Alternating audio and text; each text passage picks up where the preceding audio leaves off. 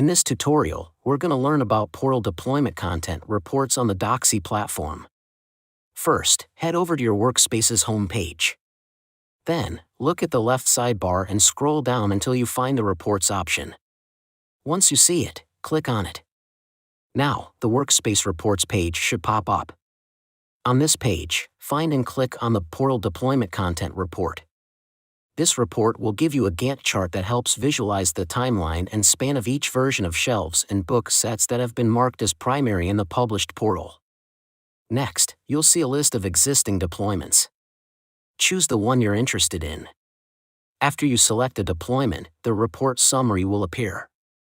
At this point, you'll be able to see the full portal deployment content report, which shows the timeline of each version of shelves and book sets published as the primary version in the portal.